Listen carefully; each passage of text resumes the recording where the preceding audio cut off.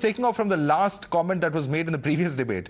One of the panelists who perhaps leans towards the opposition, if I can put it that way, says that the clear benefit of this decision, what benefit will accrue, is not very properly explained. There is, of course, the clean note policy and the fact that, people can deposit the notes, so on and so forth. The fact that this number of notes in circulation has been steadily going down, many are saying would have meant that eventually it could have been gradually phased out. What's the immediate benefit of such a move in your view, Dr. Subramanian? So when you look at the benefits, and I think one of your panelists mentioned this, I have, in your channel earlier also, I gave this data that the 2000 rupee note that is in circulation has decreased from 6.7 lakh crore to 3.6 lakh crore. That is essentially 3.1 lakh crores.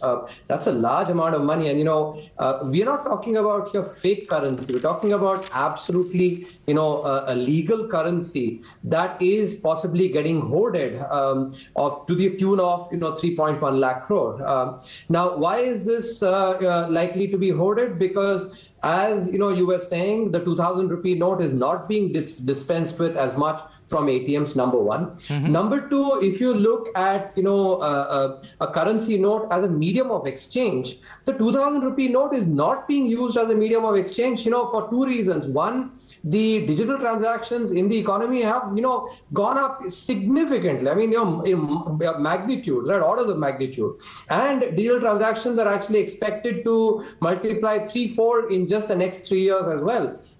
So the use of the 2000 rupee note for day-to-day transactions has declined significantly. And this is an RBI move, I think, that this is a technical aspect that must be kept in mind, not a move by the government of India, unlike in the previous instance, which is based on the demand for particular denominations, because the demand for the 2000 rupee denomination, which was about 40% of cash in circulation in March 2018, has come down to 10% now. So clearly the demand for that has gone down. It is possibly getting used only for hoarding of money, which is something anyway every economy wants to clamp down on. It's a sound move. So I just want to clarify one point, Mr. Subramanian. For those of us who are lay people, when we read this particular statistic that you refer to, where they say, RBI says that the banknotes in circulation has declined from 6.73 lakh crores at its peak on March 31st to, which was about 37.3% of the notes in circulation, to 3.62 lakh crores, constituting only 10.8% of notes in circulation as of March 31st, 2023.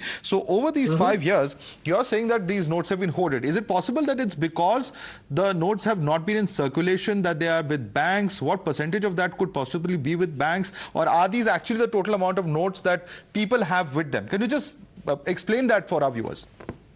So my sense is, and I don't have the exact proportion, but I can expect that a large proportion of these notes are not with banks. These are with individuals and maybe institutions that are, hoarding the money, 3.1 lakh crore. So, let's understand, for the purpose of all our viewers, what is, money in circulation. For instance, if I actually have a 2000 rupee note that I go and just put it in let's say put it as a bookmark in a book that I'm reading, let's say, right, just as a thought experiment. That 2000 rupee note is not in circulation. It is actually not. I didn't give it to you. You don't give it to somebody else. So the amount in circulation has gone down by 3.1 lakh crore. It is very likely being hoarded by individuals because it is not, the 2000 rupee note is not being used for transaction purposes. Right. Also, a very important question that many have on their mind is that does the honest taxpayer need to fear anything?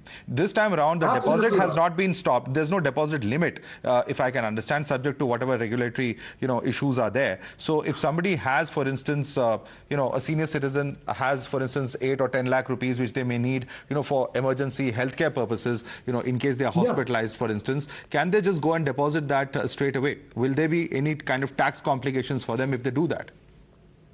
No, but let me point out that, and when we look at all of us, commonly, right, when we have money in our bank accounts, or we use basically credit cards, most of us do not store that kind of that much amount of cash, a few lakh crores. Forget lakhs. I don't think many of us even store, tens of thousands in notes, because the use of digital money, use of credit cards, etc., is very large.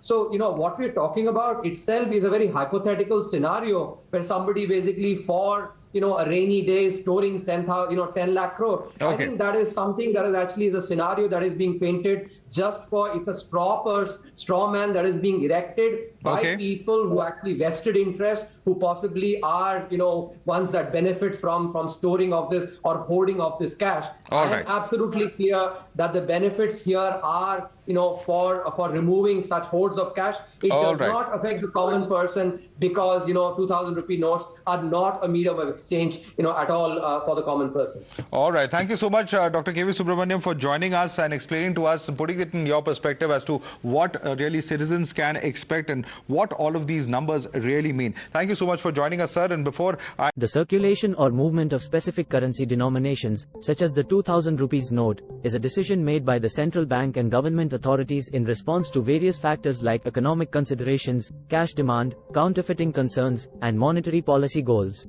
If there are any changes in the circulation of the 2,000 rupees note, it can potentially impact certain aspects of the economy and individuals' financial transactions. Here are a few possible effects.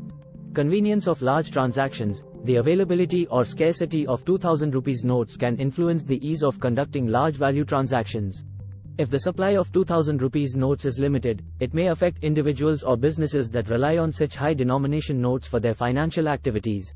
Cash management and cashless transactions. Any change in the circulation of 2,000 rupees notes might lead to adjustments in cash management practices by individuals and businesses.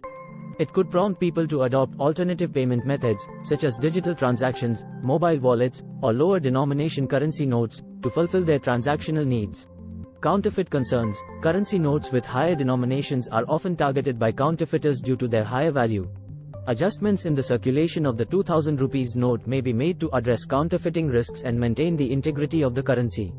It's important to note that currency circulation decisions are typically made based on comprehensive assessments and are part of the broader monetary policies implemented by the central bank. These policies aim to manage various economic factors, promote financial stability, and cater to the needs of the economy and its stakeholders. For the most accurate and up-to-date information on the circulation of currency notes like the 2,000 rupees denomination, it is recommended to refer to official sources such as the Reserve Bank of India, RBI, or other relevant financial authorities. Subscribe the channel for more videos.